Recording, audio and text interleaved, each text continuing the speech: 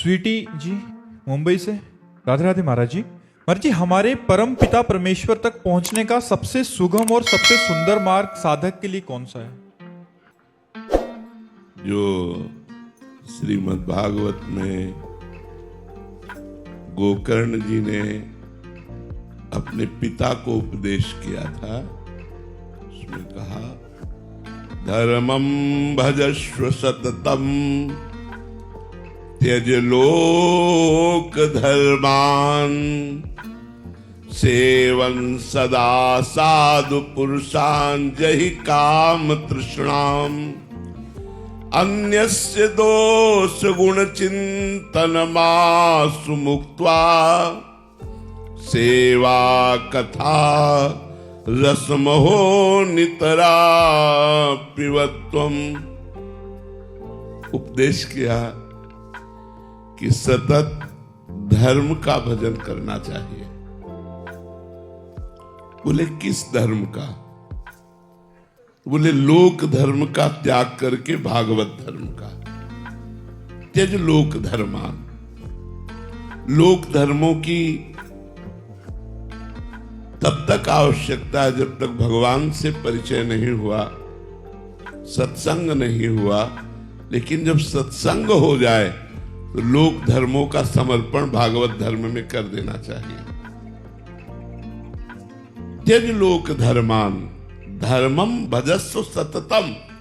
लेकिन त्यज लोक धर्मान, लोक धर्मों का त्याग कर, जैसे हम किसी के पिता है, किसी के पुत्र है, किसी के भाई है, हमारी कोई रिश्तेदारी नातेदारी समाज की जिम्मेदारी, इन सबका समर्पण भगवान में कर दो। सबकी ममता ताग बटोरी मम पद्म नहीं बांध बटोरी। सब कर्मों का समर्पण और सब संबंधों का समर्पण, तो उसे भागवत धर्म कहते हैं। त्यज लोक धर्मान। हम सब लोक धर्मों में फंसे हुए, वो बड़े भाग्यशाली हैं जो धर्मों में तो फंसे हैं, लेकिन लोग धर्म का त्याग कर अधर्म में रति कर रहे हैं। तो पहले अधर्म की रति का त्याग, धर्म का पालन, फिर लोक धर्म का त्याग और भागवत धर्म की प्राप्ति। तो बोले तो बड़ा कठिन है। लोक धर्म का त्याग करके भागवत धर्म में स्थित होना बहुत कठिन है, क्योंकि लोक धर्म में थोड़ा मन तो जाता है, भागवत धर्म में तो बिल्कुल मन नहीं जाता। तो बोले क्या करें? तो आगे कहा सेवन सदा साधु पुरुषान जहि काम तृष्णाम। संतों का सेवन करो। यदि लोक धर्म का त्याग करके भागवत धर्म में स्थित होना है, जिससे भगवान सहित प्रसन्न होते हैं, तो बोले सेवन सदा साधु पुरुषान। सदा संतों की सेवा करो, संतों का सेवन करो। संतों का सेवा या सेवन का अर्थ है उनकी आज्ञा का पालन करना। वो जो उपदेश करते हैं वो अपने जीवन का उपदेश करते हैं। जो शास्त्रों में लिखा है उसका वो अनुभव करके उपदेश करते हैं। इसलिए उनकी आज्ञा उपदेश को मानना ही सेवा है।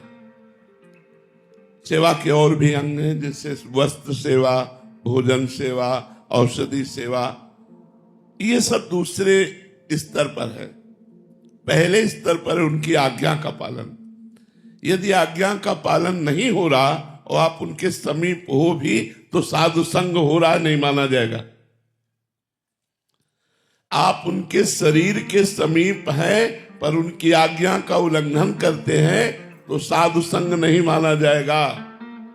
और आप हजारों कोस दूर हैं, उनकी आज्ञा का पालन कर रहे हैं, तो आपका साधु संग माना जाएगा। तो साधु संग का मतलब है संत महापुरुषों की आज्ञा का पालन। तो संतों की आज्ञा का पालन साधारण नहीं है। देवर्षि नारद जी ने लिखा महत् संगस्तु दुर्लभो, फिर अगम्यो, फिर अमोघश्च। पहले तो महान संत पुरुषों का मिलना ही कठिन है। अगर मिल जाए तो तो निर्वाह करना कठिन है। क्यों? निर्वाह करने में क्या परेशानी है? तो बोले काम और तृष्णा, यही काम तृष्णा। यदि काम और तृष्णा का त्याग करके, कामना और तृष्णा का, तृष्णा कहते हैं भोगे हुए भोग को पुनः भोगने की इच्छा, कामना कहते हैं पढ़े हुए, सुने हुए, देखे हुए भोगों को भोगने की इच्छा। पढ़े हुए, सुने हुए, देखे हुए भोगों को भोगने की इच्छा का नाम कामना, और भोगे हुए भोग को पुनः भोगने की इच्छा का नाम तृष्णा।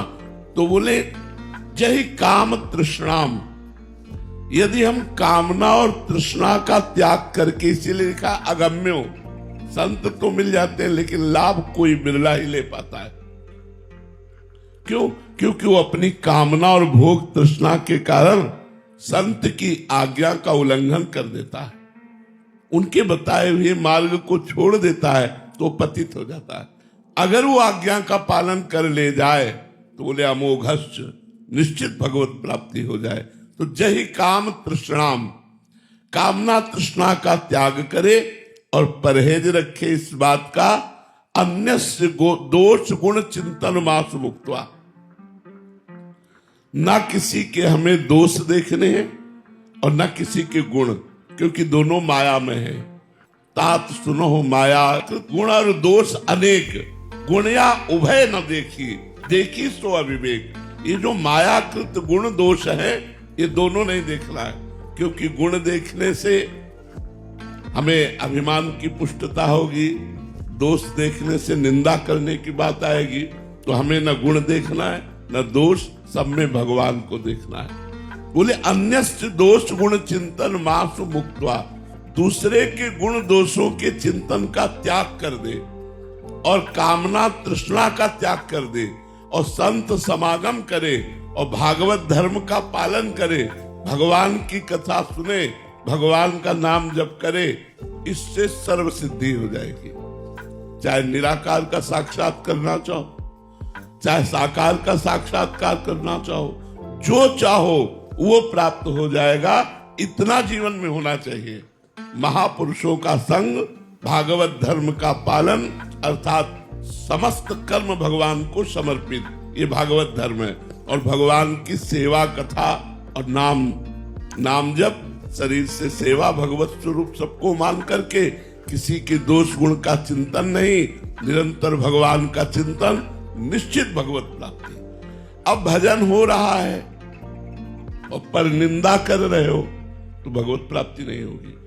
भजन हो रहा है और व्यभिचार कर रहे हो, भगवत प्राप्ति नहीं होगी। इसलिए अन्यस्य दोष गुण चिंतन मात्र मुक्त्वा, और जही काम तृष्णाम, कामना और तृष्णा का त्याग और दूसरे के गुण दोषों का त्याग कर दोगे तो जो भजन करोगे वो भगवत प्राप्ति के योग्य आपको बनाता जाएगा। इसलिए सबसे सरल साधन संतों का संग, संतों के संग में जो हमें उपदेश सुनने को मिले उनको आचरणों में उतारे और नाम जप करे तो निश्चित भगवत प्राप्ति हो जाएगी। जीत प्रजापति जी पुणे से। श्री हरिवंश महाराज जी, जब अहंकार का लय हो जाए और कर्तापन शेष ना रहे तब निर्णय कौन करता है, या फिर सब कुछ श्री जी की कृपा से स्वतः ही घटित होता है? स्वतः ही होता है। बुद्धि निर्णय करना बंद कर देती। निर्णय करना अहंकार का कार्य थोड़ी है। निर्णय करना बुद्धि का कार्य है, संकल्प विकल्प करना मन का कार्य है, चिंतन करना चित्त का कार्य है और क्रिया को स्वीकार करना अहंकार का कार्य है।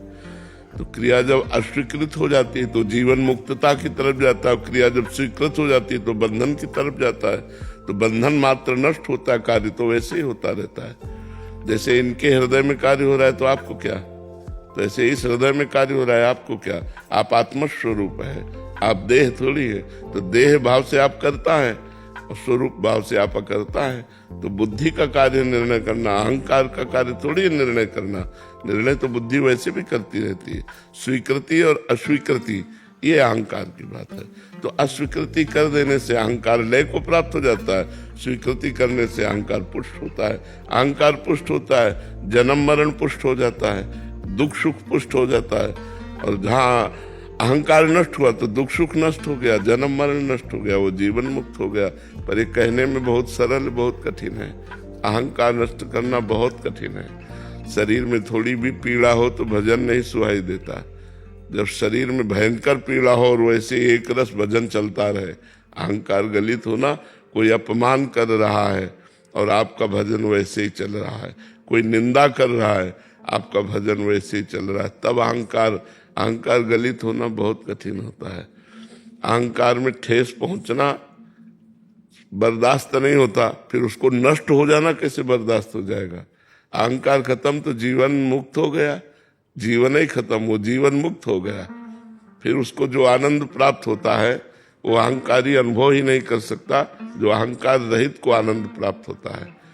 पर अहंकार बिना साधना के नष्ट नहीं होता, और साधना अहंकार नष्ट करने वाली बिना गुरु कृपा के नहीं होती, और गुरु कृपा बिना भगवान की कृपा के नहीं होती।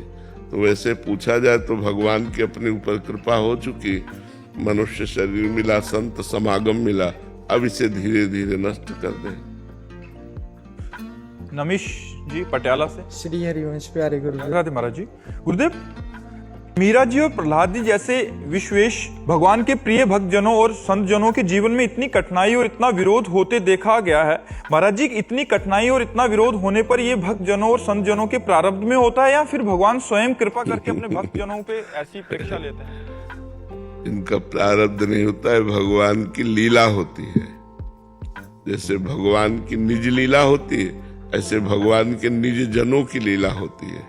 ये साधारण मनुष्यों में क्षमता नहीं है। जैसे एक दिया सलाई जलाई जाए, वैसे लगाई जाए तो यहाँ छाला पड़ जाएगा, और पूरी आग में धधकती हुई प्रहलाद जी को जलाया गया, एक रोम भी नहीं जला। तो वो भगवत स्वरूप है। जल में डुबाया गया, यहाँ थोड़ी देर सांस रोक ली जाए तो मर जाएंगे। जहरीली गैस के कुंड में बंद किया गया, सांपों के झुंड के बीच में छोड़ दिया गया, पर्वत के नीचे दबाया गया, मंत्रों द्वारा मारण का प्रयोग किया गया, कृत्या उत्पन्न की गई, कुछ नहीं। ये भगवान की लीला जैसे दिव्य होती है, ऐसे भक्तों की दिव्य लीलाएं होती हैं। हम लोग मानुषिक भक्त हैं, वो दिव्य भक्त हैं। जैसे नारद जी हैं, सनक सनंदन सनातन जी हैं, ये बड़े बड़े चैतन्य महाप्रभु हैं, हरिवंश महाप्रभु हैं, स्वामी हरिदास जी हैं, निम्बारकाचार्य जी हैं, वल्लभाचार्य जी, शंकराचार्य जी, ये सब बड़े महापुरुष भगवत स्वरूप है। तो इनकी भगवत स्वरूप लीलाएं होती हैं। अपनी तो नष्ट हो जाएगा शरीर, अस्त्रों से काटा जाए तो नष्ट हो जाएगा ना। प्रहलाद जी का अस्त्रों से काटा गया शरीर नष्ट नहीं हुआ। हाथी से दबाया गया तो एक हाथी से अगर दबाया तो पिच जय हो जाएगा, वहां कुछ नहीं हुआ। उनका दिव्य शरीर था। जो पंचभूतों से बना शरीर होता है वो पंचभूतों से नष्ट हो जाएगा, अग्नि से, जल से, वायु से, लेकिन जो दिव्य शरीर है वो इनसे नष्ट नहीं होगा। तो प्रहलाद जी का दिव्य शरीर हो गया था, मीरा जी का दिव्य शरीर हो गया था। भजन के प्रभाव से हलाहल विष कटोरा भर के पी गई और कुछ नहीं हुआ। तो पंचभूतों में विष का असर होता है, दिव्य में थोड़ी होता है। तो मीरा जी का हृदय दिव्य गिरधर स्वरूप हो गया, तो उस पर विष का भी प्रभाव नहीं पड़ा। नरसिंह मेहता जी, कबीर दास जी, ये सब बड़े बड़े सिद्ध संत हुए। सिद्ध मतलब पंचभूतों से ऊपर उठ चुके, तो उनके शरीर पर भी पंचभूतों का प्रभाव नहीं पड़ता। जैसे प्रहलाद जी के ऊपर हुआ, ऐसे ही कबीर दास जी के ऊपर हुआ। चिघाड़ते हुए मदिरा पिलाकर हाथी को ऊपर चढ़ाने की आग पे बैठाल दिया गया कबीर दास जी को, कुछ फर्क नहीं पड़ा। तो अपने लोगों के शरीर पंचभूत रचित, पंचभूतमय है। उनके पंचभूत जैसे दिखते हैं पर चिदानंदमय है, पंचभूतमय नहीं है। इसलिए उन भक्तों के ऊपर जो प्रभाव हुआ वो प्रारब्ध नहीं है, वो भगवान की दिव्य लीला है। जैसे भगवान की दिव्य लीला काली दह में कूदना, तो भगवान का प्रारब्ध थोड़ी है कि काली दह में कूद रहे और सांप उन्हें लपेट रहा है, ये उनकी लीला है। ऐसे भक्त लीला होती है, भगवान की लीला और भक्त लीला। और जो भक्ति साधना के द्वारा अपने लोग करते हैं, ये जब सिद्ध हो जाएंगे तो उसी कोटि के हो जाएंगे। पर वहां तक पहुंचने तक अगर पहले छेड़ दिया जाए तो नष्ट हो जाएगा शरीर। जब सिद्ध हो जाते हैं तो कोई फर्क नहीं पड़ता है, फिर वो भगवत स्वरूप हो जाते हैं, उनमें दिव्यता आ जाती है। जैसे जो सिद्ध संत हो गए, एक ही समय में कई जगह देखे गए, कई जगह देखे गए कि ये तो वहां भी थे, वहां भी थे, वहां। तो अब उनका पंचभूत शरीर तो एक ही जगह रह सकता है, अब शरीर दिव्य हो गया तो कई जगह दिखाई दिए। एक बाबा रहते थे, नागा बाबा, वो बच्चों के साथ खेलते रहते थे, ऐसे नंग धड़ंग रहते थे, वो हष्ट पुष्ट शरीर। तो कुछ उद्दंड जवानों ने, मतलब मानसिकता जो उनकी गिरी हुई थी, तो एक वैश्या को तय किया और कहा बाबा को आप परेशान करना। तो बच्चों के साथ खेलते हुए बाबा को कमरे में ले गए, बच्चों को निकाल दिया और वैश्या को बंद कर दिया। थोड़ी देर में वैश्या की चीखने की आवाज आने लगी, तो दरवाजा खोला गया तो देखा गया पीली वाली ततैया ना सैकड़ों वैश्या के ऊपर चपके, बाबा आई नहीं हुआ। बाबा गांव के किनारे बच्चों के साथ खेल रहे, तो वो दिव्य हो गया ना शरीर। पंचभूत शरीर तो नहीं क्रॉस कर सकता दीवार को, लेकिन दिव्य शरीर क्रॉस करके दीवार से वो बाहर हो गए। और वहां उनकी लीला, वैश्या को सोचना चाहिए था कि हमको तय किया जा रहा है एक संत को गिराने के लिए, तो उसको दंड मिला। सैकड़ों ततैयां पीली वाली जो बड़ी होती है, वो सब चिपकी, वो चीख रही थी वो। तो जो भजन करते हैं, भजन करते करते उनका शरीर दिव्य हो जाता है। फिर उनके साथ जो भगवान लीला करते हैं, वो ये दिखाने के लिए कि मेरे भक्त में इतनी क्षमता, इतनी सामर्थ्य होती है। वो प्रारब्ध नहीं होता, ऐसा प्रारब्ध नहीं होता। महाराज जी, कोई ऐसी प्रक्रिया भी है जिससे आपका सारा कष्ट इधर ट्रांसफर हो जाए, आप स्वस्थ हो? ऐसी कोई प्रक्रिया नहीं। हाँ, नहीं, निज निज को न काहू के सुख दुख कर दाता, निज कृत कर्म भोग सुन भ्राता। ये शरीर का निज कर्म है, इसलिए निज शरीर को ही भोगना पड़ेगा। आप लोग सुखी रहे, आनंदित रहे, हम सुखी हैं, ये बाहरी कष्ट से कोई फर्क नहीं पड़ता। अब जिनके भक्त आग में जलाए गए कोई कष्ट नहीं हुआ, है तो उन्हीं के भक्त। हाँ, उस कोटि के नहीं है, पर है तो उन्हीं के भक्त, तो उन्हीं का प्रभाव है कि शरीर में कष्ट ये सब है, पर उसका प्रभाव नहीं। मन आनंदित है, मन प्रसन्न है। आप लोग सुखी रहिए और खूब भजन कीजिए। देवोलीना जी असम से। श्री हरिवंश महाराज जी, महाराज जी, भगवान तो हमारे मन को, भूत को, वर्तमान को और भविष्य सब कुछ जानते हैं, फिर भक्ति की परीक्षा भगवान क्यों लेते हैं? इसका कोई आध्यात्मिक भाव है? हाँ, परीक्षा का तात्पर्य होता है परिपक्व करना। परीक्षा का तात्पर्य परिपक्व करना होता है। जैसे आप 4 क्लास में पढ़ रहे हैं, तो मास्टर ने तो आपको पढ़ाया ही है, पर आपका बौद्धिक स्तर और प्रवीण हो। आप 5 क्लास में पहुंचे, आप 6 क्लास में पहुंचे, तो क्लास तभी आप पार कर सकते हैं। 4 क्लास से 5 तक पहुंच सकते हैं जब आप प्रश्नों का उत्तर दे दें। ऐसे ही आध्यात्मिक प्रश्न रखे गए हैं, वो परीक्षा नहीं है, वो आध्यात्मिक प्रश्न रखे गए हैं कि यदि आप इन प्रश्नों को पास कर गए तो आप जीवन मुक्त हो गए, आप महान बन गए। तो महानता की पुष्टता जगत को दिखाने के लिए वो प्रश्न किए जाते हैं। भगवान परीक्षा नहीं लेते। भगवान को जानकारी थोड़ी लेनी कि आप किस कोटि के भक्त हो, ये आपको जानकारी देनी कि आप किस कोटि के भक्त हैं। और वो जानकारी तभी होगी जब आप उन प्रश्नों के उत्तर दे देंगे। यार गजब है, इतना होने पर भी ऐसा, तो जय हो भगवान के भक्त की जय हो, तभी तो जय होती है। अगर विक्रम राणा मीरा जी को न सताता तो साधारण नारी और मीरा जी में क्या अंतर देख पाते आप? मीरा जी नाम सुनते ही हृदय भराता, अरे भाई मीरा जी तो भगवान की, इतना कष्ट देने पर भी गिरधर के प्रेम में नाचते, अरे भाई मीरा जी। तो भगवान परीक्षा नहीं ले रहे, भगवान उन प्रश्नों को पास करवा रहे हैं। जो प्रश्न आध्यात्मिक रखे गए हैं कि इस प्रश्नों का अगर आपने उत्तर दे दिया तो आप मीरा जैसे भक्त बन गए, आप प्रहलाद जैसे भक्त बन गए। तो नीचे से ऊपर तक प्रश्न है। देखो, अब कह दिया जाए कि ये प्रक्रिया क्यों रखी जाए, तो जनरल भी वही प्रक्रिया रखी गई है। आप डिग्री में ऐसे थोड़ी पहुंच जाएंगे, क्लास बाय क्लास पहुंचेंगे।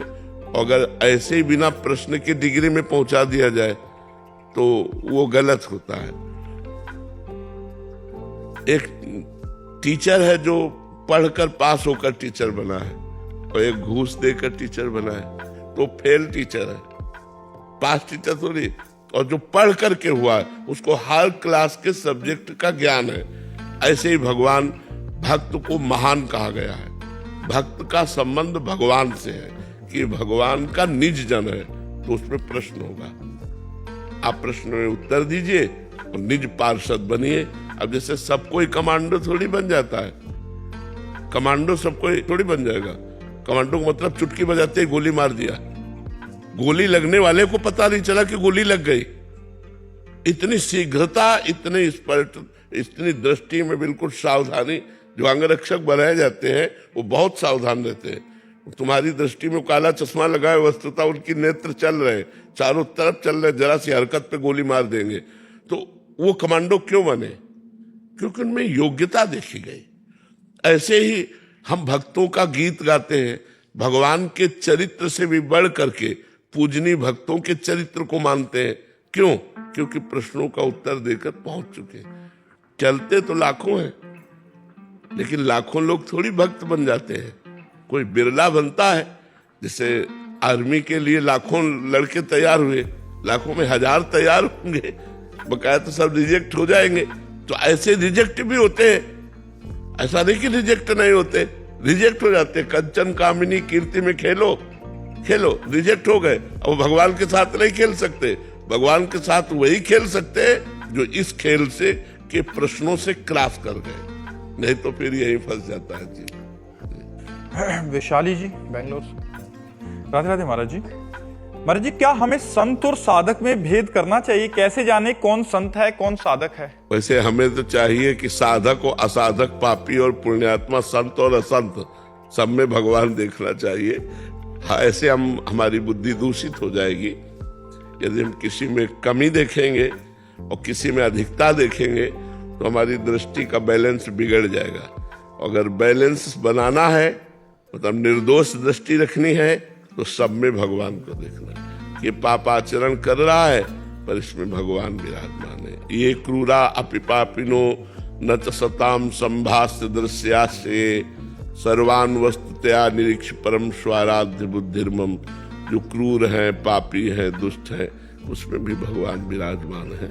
हम सब में भगवान देखें, साधक में भी भगवान देखें, सिद्ध में भी भगवान देखें, पापी में भी भगवान देखें, पुण्यात्मा में भी भगवान देखें, तो हमारी दृष्टि ठीक हो जाएगी। अगर हम ये पहचान शुरू किए ये तो संत, तो आप किसी को भी संत नहीं देख पाएंगे, क्योंकि आपका जो नापने का थर्मामीटर है वो प्राकृतिक है। तो आप प्राकृतिक कैसे जान पाओगे? अब उनकी बाह्य चेष्टाओं से हम उनको नहीं पहचान सकते। बाह्य चेष्टाएं अवधूत और बालवत हो गई, बालकों जैसी हो गई। अब उनकी चेष्टा प्रकृति के अंतर्गत नहीं, परमात्मा स्वरूप है। और हमारी बुद्धि प्रकृति के अंतर्गत है। तो प्रकृति के अंतर्गत थर्मामीटर से प्रकृति से अतीत महापुरुषों को हम कैसे पहचान सकते हैं? इसलिए हम सबको भगवत स्वरूप से प्रणाम करें और अपनी बुद्धि को शुद्ध रखें, अपने नेत्रों को पवित्र रखें। मधुसूदन जी मुंबई से। राधे राधे महाराज जी। महाराज जी, इस संसार में सबसे बड़ा दुख क्या है और सबसे बड़ा सुख क्या है? सबसे बड़ा दुख मूर्खता है और सबसे बड़ा सुख विवेक है। समझ पाए? सबसे बड़ा दुख मूर्खता है, अविवेक, और सबसे बड़ा सुख विवेक है।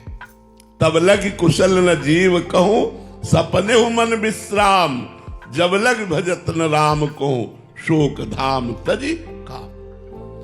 अगर भगवान से नहीं जुड़े तो अविवेकी ही तो रहे, मूर्ख ही तो रहे, अपने जीवन की स्वास्थ्य व्यर्थ नष्ट कर दी।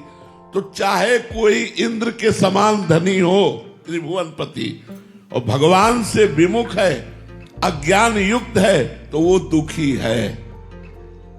एक अप्सरा स्वर्ग की उतर आवे तो ऋषि मुनियों के मन चलायमान हो जाए। ऐसी अप्सराओं का स्वामी इंद्र अहिल्या जी के साथ गलत आचरण के लिए, तो मूर्ख है कि नहीं है? मूर्ख त्रिभुवन पति होकर के भी मूर्ख है। हुआ कि नहीं मूर्खता?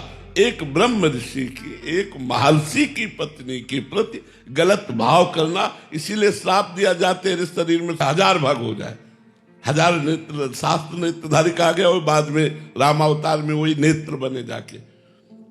तो हम ये कहना चाहते हैं कि हम तुम तो मनुष्य हैं। देवराज इंद्र भी यदि भगवान से विमुख होकर विचार करने लगे तो सबसे बड़ा दुख मूर्खता है। फंस गए दुख में, श्राप दे दिया गौतम ऋषि ने। तो दुख का मूल, सबसे बड़ा दुख अज्ञान, मूर्खता। एक साधारण उदाहरण में बता रहे, 2 पंडित बैठे हुए थे, तो एक भगत आए और बोले चलो निमंत्रण प्रसाद पालो। तो भूखे थे, उन्होंने कहा यार ये तो बहुत अच्छा हुआ। दोनों गए, प्रसाद पाए, तो 11-11 रुपया दक्षिणा दी भगत ने। अब दोनों दरवाजे से निकले तो भगत ने दोनों के चेहरे देखे, तो एक प्रसन्न थे और एक दुखी थे। जो प्रसन्न थे उनसे पूछा आप खुश क्यों हो? बोले आज भोजन का भी ठिकाना नहीं था, तो भोजन भी मिला, 11 रुपया मिले, इसलिए खुश है। दूसरे से पूछा तुम दुखी क्यों हो? बोले हमने सोचा चाहत कोई जजमान मिलेगा, 51 रुपया देगा, तुमने 11 दिया, 40 का घाटा हो गया, इसलिए मैं दुखी हूं। अब आप बताइए दुख का कारण क्या है? मूर्खता। अगर आप विवेकवान हैं तो आप गरीबी में बड़े सुख से रह लेंगे, रोग होते हुए भी बड़े सुख से जी लेंगे। और मूर्ख हैं तो अरबपति होते हुए भी सुसाइड की बात आ जाएगी। ये संसार ऐसा है कि इसमें सुख कुछ है ही नहीं, दुखालयम है। तो अब तुम्हें कोई संसार की वस्तु तो बता नहीं सकते। देवराज इंद्र पद की भी बात बता दी कि अगर भगवान से विमुख है तो उस समय वो भी मूर्ख है, और उनके द्वारा मूर्खता हो गई। तो सबसे बड़ा दुख, दुख का कारण अज्ञान, अज्ञान को ही मूर्खता कहते हैं। और सुख, सबसे बड़ा सुख विवेक, विवेकवान, शांत। एक उपासक गंगा जी की तरंगे देख करके ऐसे भगवत चिंतन करते हुए शांत बैठा था, तो एक उनका दोस्त आया, उसने कहा शांत क्यों बैठे हो, कुछ करो। बोले क्या करें? कोई व्यापार नौकरी, कुछ ऐसे बैठे क्यों हो? बोले ठीक है, व्यापार नौकरी करेंगे तो क्या होगा? बोले धन मिलेगा। धन मिलेगा फिर क्या करेंगे? बोले आराम से खाएंगे, शांत बैठेंगे। बोले शांत बैठे तो हैं, शांत बैठे तो क्यों परेशान कर, चल। सबका परिणाम क्या चाहते हो? शांति। वो विवेक में है, वो धन में नहीं है। अगर धन से किसी को शांति हो तो एक अंक बोल दो कि मुझे इतना चाहिए, और फिर आप देखो कि उस अंक की प्राप्ति वाले कितने लोग हैं जो अशांत हैं। जिस अंक को आप चाहते हो कि अगर इतना रुपया हो तो मैं सुखी हो जाऊं, तो उतना रुपया वाला है भारत में, लेकिन वो सुखी नहीं है, वो शांत नहीं है। वो भी सुख शांति के लिए खोज कर रहा है, लेकिन गलत दिशा में। ऐश्वर्य में, वैभव में सुख नहीं है। सुख भगवान के नाम में, भगवान के रूप में, भगवान की लीला में, भगवान के धाम में है। संसार को भगवान ने दुखालयम अशाश्वतम कहा है। तो सबसे बड़ा सुख विवेक, और सबसे बड़ा दुख अज्ञान, मूर्खता। महाराज जी इसमें एक वो है कि जैसे आपने बोला सुख और दुख, महाराज जी हमें तो जो दुख है वो हमें सुख नजर आ रहा है, और जो सुख है वो हमें दुख नजर आ रहा है। तो वो प्रकट में भी, क्योंकि मन भोगता है। देखो, जब भगवान ने कहा परिणाम में दुख है, तो तुमको भी नजर दुख ही आएगा, देख लेना। तुम शरीर को सुख मान रहे हो, ये शरीर एक दिन छूटेगा, ये शरीर एक दिन तुमको रुलाएगा। इससे किए हुए कर्म दुख देंगे, और जब दुख हो आएगा शरीर में ना, तब तुम्हें पता चलेगा कि परिणाम दुख ही है। अगर सुख चाहना तो भगवान से चित्त जोड़ो। ये शरीर सुखमय नहीं, ये संसार सुखमय नहीं, अज्ञान के कारण सुखमय दिखाई दे रहा है। आप भी जान रहे हैं कहीं ना कहीं, हर भोग भोगने के बाद आप अशांत हैं, अतृप्त हैं, आपको चाहिए, ये चाह कब तक नहीं मिटेगी जब तक भगवान से नहीं जुड़ोगे। चाहिए, सबको चाहिए, सब कोई बैठा हुआ है यहां, सब देख लो चाहिए। अब वो चाह अलग अलग होगी लेकिन चाहिए। मुझे कुछ नहीं चाहिए, ये वही कह सकता है जिसने भगवान से चित्त को जोड़ा है। जाहि न चाहे कबहु कछु, तुम सन सहज सने, बसो निरंतर तासुर सो राउर निज गे। महाराज जी, इसकी यात्रा बहुत लंबी है तो बीच का बहुत मन जलता है और ये तत्कालिक सुख मिलते। इसीलिए कहा गया है भजन न होई संग बिनु, भजन बिना नहीं प्रेम, छिन्हु भजन न छाड़िए, धरिए या ध्रुव नेम। बिना संतों के संग के यात्रा पूरी नहीं होती, ना प्रारंभ होती है ना पूरी होती है। प्रारंभ भी है तो प्रथम भगत संतन कर संगा। ये अध्यात्म की यात्रा सत्संग से ही प्रारंभ होती है और सत्संग में ही मध्य होता है और सत्संग में ही विश्राम है। आप ये समझो, जो बड़े सिद्ध महापुरुष वो क्या करते हैं? सत्संग ही तो करते हैं। आप सनक सनंदन सनातन सनत कुमार जी आपस में बैठकर एक प्रवक्ता बन गया, 3 श्रोता बन गए, महामहिम भगवान की चर्चा सुनते रहते हैं। तो साधन भी सत्संग है और यात्रा भी सत्संग है और साध्य भी सत्संग है। अगर सत्संग ना मिले तो साधक लड़खड़ा के गिर जाएगा, माया में इतनी फिसलन है। अगर हमें रोज सत्संग मिले तो नया उत्साह बनता है, हम भी परमार्थ में चल सकते हैं। देखो, बहुत से भाई ऐसे हैं जो आके यहाँ बोले कि हम शराब छोड़ दिए, हम मांस छोड़ दिए, 2 साल पहले, 6 महीने पहले आए, आज हैं, लेकिन सत्संग ने सुधार उनका 2 साल पहले शुरू कर दिया था। यदि हमें सत्संग सुनने को मिले तो हमारे गंदे आचरण छूट जाए, हमारे अंदर उत्साह बने, हम भी भगवान को प्राप्त करें, हम भी सच्चिदानंद सुख की तरफ चले। सत्संग ना मिलेगा तो फिर नहीं।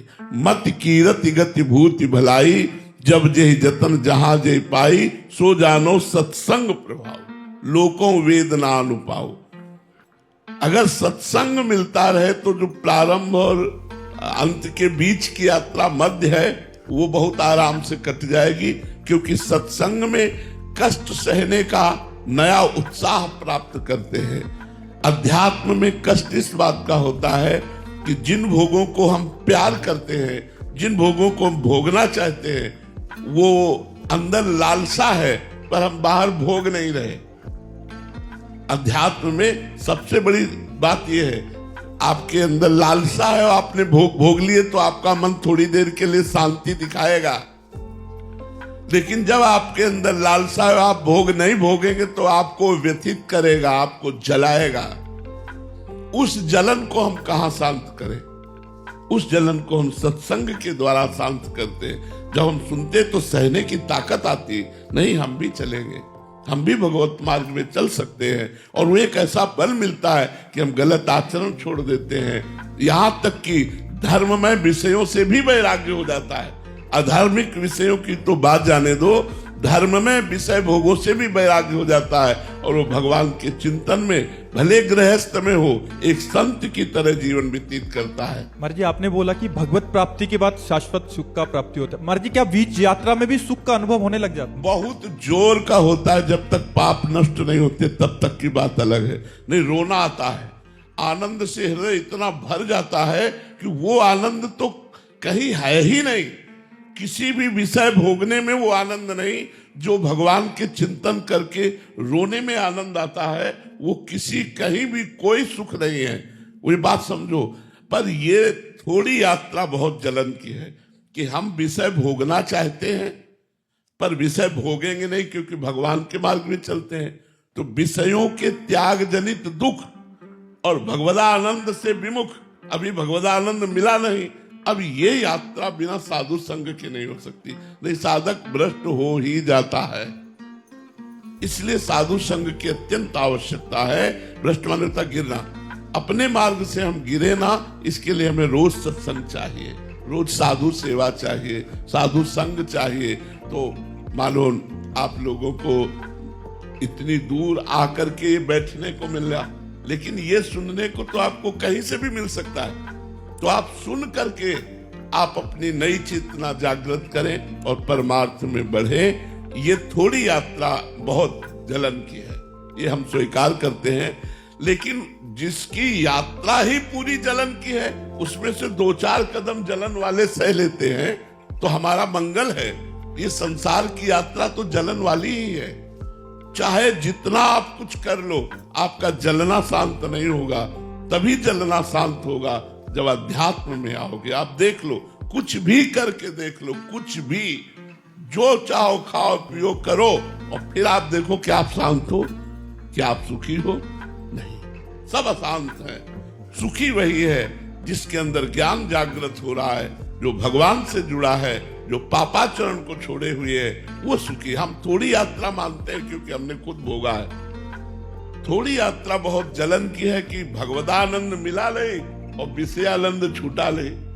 उसको भोगने की इच्छा है तो भोगेंगे नहीं, क्योंकि धर्म विरुद्ध है हमारे, पर भोगने की इच्छा है और भगवान मिले नहीं, भगवदानंद मिला नहीं, तो उस समय साधक को जो जलन सहनी पड़ती है, उसी का ही नाम भगवान देते हैं। अपनी दिव्य लीला में सम्मिलित कर लेते हैं, अपने दिव्य धाम को देते हैं। छोटी मोटी बात थोड़ी है। तो थोड़ी जलन तो सहनी पड़ेगी।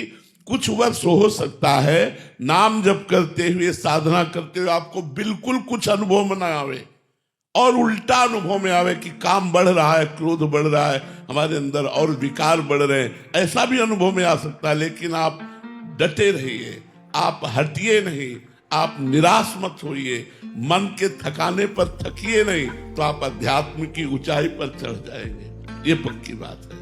महाराज जी, अपनी तरफ से चलना होता है, उधर से भी कृपा होती है? नहीं, कृपा भगवान की आकर्षित करती है, लेकिन चलना तो अपने को ही होता है। ये तो अपने को ही करना पड़ेगा। बल भगवान देंगे। जैसे विषयों का त्याग करना है, तो त्याग करने की चेष्टा तो हमें करनी है, लेकिन चेष्टा में बल भगवान देंगे, लेकिन हमको तो त्याग करना ही पड़ेगा। अब ऐसा नहीं कि हम मनमानी आचरण करें और कह दें कृपा संभाल लेगी, तो भाई ऐसा नहीं है। आपको संभलना पड़ेगा, तब कृपा आपको दिखाई देगी। अगर आप संभलोगे नहीं और कह दो कृपा, तो ऐसे तो सब पर कृपा है भगवान, सब पर मोर बराबर दया। भगवान सब पर दया कर रहे हो। पापाचरण करने वाले घोर पापी पे भी भगवान की दया है। भगवान किसी पर नाराज थोड़ी। करो, अपने अपने कर्मों का फल भोगोगे। हाँ, अब भगवान की शरण में हो गए, अब भगवान पक्षपात ले लेंगे, क्योंकि आप भगवान के शरणागत हो गए। निधि शरण जी, इंदौर से। राधे राधे महाराज जी। गुरुदेव भगवान, संपूर्ण शरणागति किसे कहते हैं, और जो बेपरवाही वाली स्थिति आती है वो महाराज जी? वैसे कई बार चर्चा हो चुकी है, पर संपूर्ण शरणागति का मतलब है तन की सारी चेष्टाएं भगवान को समर्पित। भगवान को समर्पित वही चेष्टाएं होती जो धर्म में होती है। पाप में चेष्टाएं कि पाप करो कृष्णार्पणम मस्तु, ऐसा नहीं। जैसा शास्त्र आदेश करता वैसे चलना चाहिए। जो धर्ममय आचरण है उनको भगवान को समर्पित करना। तो जो भगवान को समर्पित करने की उत्साह रखता है, वो पापाचरण क्यों करेगा? क्योंकि उसको हर आचरण भगवान को तदर्पिता अखिलाचारिता, हर आचरण भगवान को समर्पित करना है। तो प्रतिकूल से विसर्जनम, जो भगवान के आज्ञा के प्रतिकूल आचरण है उनका त्याग, और भगवान की आज्ञा के अनुसार कर्म करना और कर्म को भगवान को समर्पित कर देना, ये तन की शरणागति हो गई। वाणी से भगवान का यश गान करना, नाम कीर्तन करना, नाम जप करना, सत्य मृदु हितकर बोलना, वाणी समर्पित हो गई। मन से किसी का बुरा ना चाहना, गंदे विचार ना करना, गंदा संकल्प ना करना, भगवत विचारों में रहना, भगवत नाम का चिंतन, भगवत मंत्र का चिंतन, भगवत रूप का चिंतन, भगवत सेवा संबंधी संकल्प करना, तो मन शुद्ध, तन शुद्ध, मन शुद्ध, वाणी शुद्ध, तो स्वयं तो सच्चिदानंद में भगवान का अंश शुद्ध ही है, फिर पूर्ण शरणागत हो जाती है। अशुद्ध मन शरणागत नहीं होता। वो शरणागति का प्रारंभिक स्टेज भले ठीक है, लेकिन पूर्ण शरणागति में शुद्ध तन, अमलई अमलई निर्विकार, तनुवांग मनोभिर अमलई सोहम तवई वास्तिता। अमलई माने कोई विकार नहीं, कोई कामना नहीं, कोई चाहत नहीं, कोई पाप नहीं। तो शुद्ध तन, शुद्ध मन, शुद्ध वचन, तो हमारा भी शुद्ध स्वरूप है वो सोहम तविवासिता, वो प्रियालाल के पूर्ण शरणागत माना जाता है। प्रारंभ में वचन से शुरू होती है, नाथ मैं आपकी शरण में हूं। द्वितीय आचरणों से शुरू होती कि भगवद अर्पित आचरण। तृतीय फिर मन से शुरू होती मानसिक सेवा, और चतुर्थ में स्वयं समर्पित हो जाता है। स्वयं समर्पित हो गया तब पूर्ण शरणागति होती। महाराज जी, साधक जब चलता है तो वाणी से भी करता है, अंदर से भी होता है, फिर भी जब गलती होती है, फिर जलन होती है, फिर वो भी जलन भी शरणागति का ही एक स्वरूप है हमारा। देखो, गलती तो तब तक होती रहेगी जब तक पूर्ण भगवान का ज्ञान नहीं होगा। गलती होती रहेगी, तब तक होती रहेगी, बड़ी ऊंचाई तक होती रहेगी। महाराज जी, आपने बोला ना कि वो उससे गलती होती नहीं है, बट फिर महाराज जी हम नहीं, वो जब अहम समर्पित हो जाता है। जब तक अहम समर्पित नहीं होता तब तक त्रुटि हो सकती है। ये बहुत लंबा खेल है, इसे कोई ऐसा न समझे कि साल 2 साल माला चला लेंगे तो हम विजयी हो जाएंगे। ऐसा नहीं है, ये बहुत अध्यात्म का प्रोसेस है, धैर्य पूर्वक चलना पड़ेगा। अगर हमसे त्रुटि हो जाती है तो मेरी कमी है और मैं उसे सुधारने की भगवान की कृपा बल से कोशिश करूं और भगवान से क्षमा याचना मांगूं और चलूं। उसे अपनी गलती समझे, उसे अपनी कमी समझे और उसे दूर करने की चेष्टा करे। निर्दोष मन, निर्दोष तन, निर्दोष वाणी पूर्ण शरणागत होती। जब तक दोष है तो शरणागत का प्रोसेस शुरू है, पूर्ण शरणागति नहीं। महाराज जी, जब बार बार फिर वही गलती हो रही है तो फिर चिल्ला भी रहा है अंदर से साधक की बहुत रो रहा है, प्रभु हो जाए ठीक, फिर नाटक माना जाता है। फिर नाटक वो सही नहीं। एक बार जब हमें दुख हुआ कि हमसे गलती हो गई तो हमसे दोबारा गलती नहीं होनी चाहिए। दोबारा अगर कहीं बाई चांस हो भी जाए तो तिबारा नहीं होनी चाहिए। बहुत फिसलन वाला मार्ग है, इसमें गलती कोई खास बात नहीं है, पर दोबारा नहीं होनी चाहिए। बार बार करने वाला तो फिर वो गलत नहीं, वो नाटक करता है गलती मानने का। वो गलती वास्तविक माना नहीं, क्योंकि बार बार वही कर रहा, कह रहा मैं सॉरी, तो ये नहीं माना जाएगा। बार बार नहीं माना जाएगा। एक बार मान लिया, दोबारा मान लिया, लेकिन फिर बार बार नहीं माना जाएगा। इसलिए अगर अपने भगवान के जनों से ऐसी कभी भूल चूक तो बहुत सहज में वो कृपा करके बचा लेते हैं। भगवान पुनः उसका मार्ग पुष्ट करते, क्योंकि ये मार्ग तो अविनाशी है। जितना भजन किया वो तो कभी नष्ट होने वाला नहीं, कुछ भी हो जाए। अगर हमसे पाप बना, कोई अपराध बना, तो उसको बीच में दंड देकर भुगताया जाएगा और फिर आगे बढ़ाया जाएगा। उसके भजन का नाश तो हो नहीं सकता। तो वो तपस्वी, वो भजनानंदी जितना भजन किए वो तो सुरक्षित रखा हुआ है। अपराध हुआ, उसका दंड भोगा और फिर वहीं उसी स्थिति से वो थोड़े कि काका गागा पढ़ेगा, उसी स्थिति से वो चल पड़ेगा। तो उसकी तेज चाल है, तो जो रुकावट हुई थी वो सेकंडों में खत्म हो जाती है और वो आगे बढ़ जाता है। भगवान कृपा न करे तो रुकावट ही रुकावट है मार्ग में, और भगवान कृपा करे तो ऐसे ही देर न लगे। सीम की चाप सके को तासु, बड़ रखवार रमापति जासु। तो भगवान का आश्रय लेकर बहुत बार गलती न करे। 1-2 बार तो माना कि गलती हो जाती है, बड़े बड़ों से हो जाती है, माया धूल झोंक कर बुद्धि को भ्रष्ट कर देती है। लेकिन बार बार अगर ऐसा महाराज जी बार बार होगी तो फिर उसका नहीं, बार बार तो ठाकुर जी की तरफ से क्या होगा फिर विधान? दुर्गति। दुर्गति। आपने एक बार बोला था कि फिर ऐसी बेइज्जती कराएंगे। हाँ, अगर मतलब उनकी दृष्टि पड़ गई कि अब सुधारना ही है तो फिर ऐसा सुधारेंगे कि तुम उस गली में नहीं जाओगे। हाँ, इतना फिर पिटवा देंगे कि होश ठीक हो जाएगी कि हे भगवान मैं आपका हूं। तो उसका हम देखते हैं अभी। महाराज जी एक और चीज, साधक जैसे वचन से शरणागति मान लिया कि मैं आपकी शरण में, और अंदर से भी मान रहा है। एक ये भक्त है, एक है जो सिद्धावस्था तक पहुंच गया, मतलब काफी आगे तक हो गया। तो दोनों को प्रभु समान स्वीकार करते हैं महाराज जी? एक जो आज आया है, एक जो नहीं। भगवान का प्यार में भेद होगा। देखो, वैसे भगवान सर्वांतर्यामी समदर्शी हैं, लेकिन भक्त में पक्षपात होता है। तो हमारा जैसे समर्पण नहीं है तो हम भगवान के आश्रित हैं। समर्पण की तरफ हम बढ़ रहे हैं भगवान का सहारा लेकर के। तो भगवान का प्यार दुलार तो उस पर है, लेकिन जो समर्पित होकर प्यार दुलार कर रहा है उसके अधीन है भगवान। उसकी समानता, ये नहीं कि दोनों का एक समान, ऐसा नहीं, उसके अधीन है भगवान। जैसे मान लो गुरुजन है तो वो भजन जो कर रहे हैं वो भगवान अधीन है, उनकी प्रिया प्रीतम अधीन है, और हम प्रिया प्रीतम की अधीनता चाहते हैं, तो उनकी कृपा हमें धीरे धीरे ले जाएगी। लेकिन वहां ये प्रश्न नहीं है, वहां प्रिया प्रीतम अधीन है। वो भावे मोहि जोई सोई सोई करें प्यारे, जो सिद्ध अवस्था है भावे मोहि जोई सोई सोई करें प्यारे, और जो साधक अवस्था है उसमें है कि जोई जोई प्यारो करे सोई मोहि भावे। जैसे प्यारे मुझे जे जो राखत हो त्यो त्यो रहियत हो हरि।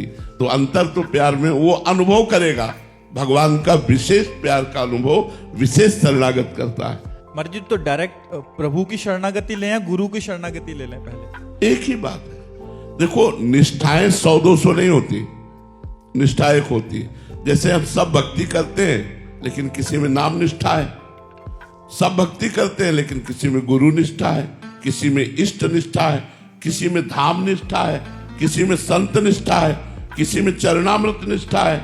अलग अलग निष्ठा, 100-200 निष्ठाएं एक साथ नहीं होंगी, एक ही निष्ठा उतरेगी। अगर धाम निष्ठा है तो सब कुछ करता हुआ प्रधानता धाम की रहेगी, नाम निष्ठा है तो सब कुछ करता हुआ प्रधानता नाम की रहेगी।